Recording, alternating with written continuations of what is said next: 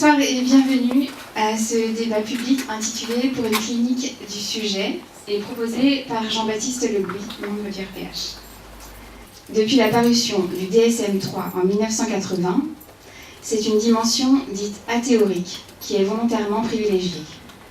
Or, il s'avère que ce parti pris idéologique n'est pas sans effet, puisqu'il a fait disparaître l'approche psychodynamique de la psychopathologie et les références à la psychanalyse, en même temps qu'il met sur le devant de la scène l'idéal scientiste et la clinique du médicament.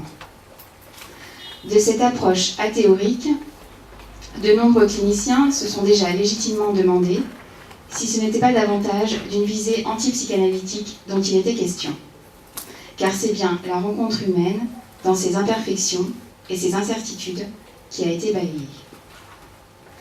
20 ans après l'introduction de cet outil, nous avons le recul nécessaire pour saisir les effets de cette idéologie qui n'a rien à l'idéal. Différents constats ont été posés, tels que le manifeste pour en finir avec le carcan du DSM, qui expose de manière claire et accessible les points problématiques de ce manuel.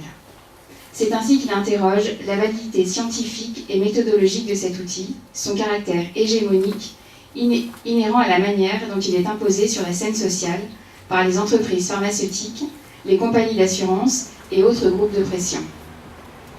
Enfin, il est question des coûts financiers et de la surmédicalisation qui nuisent tant à l'être humain qu'au portefeuille de l'État.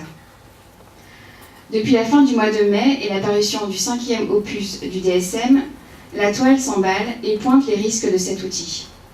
Pour exemple, l'article de la revue Marianne, intitulé « Y a-t-il encore des gens normaux pour lire cet article ?», propose sur le ton de l'humour un texte au constat évocateur, en relatant quelques-unes des nouvelles maladies mentales recensées par le fameux manuel, telles que le trouble du curage de peau, indiquant par là que les adolescents ont du souci à se faire, ou encore le syndrome dysphorique prémenstruel, faisant de l'irritation des dames à l'approche de leurs règles un trouble potentiel.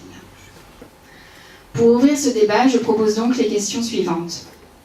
Comment proposer une classification qui n'élimine pas la subjectivité ? Comment se dégager de cette conception réductionniste d'un homme-machine pour lequel un symptôme correspondrait à un dysfonctionnement du corps ? Comment articuler l'organisme à l'animique plutôt que les opposer ? Est-il possible de proposer une définition de l'être et de sa souffrance qui prendrait en compte sa dépendance à la chaîne signifiante ? Existe-t-il une clinique sans considération pour la valeur des symptômes, en tant qu'ils font certes souffrir, tout autant qu'ils soutiennent l'échafaudage de l'être ? Autant de questions qui trouveront peut-être écho ce soir. Il est temps de passer le relais aux intervenants qui vont animer cette soirée.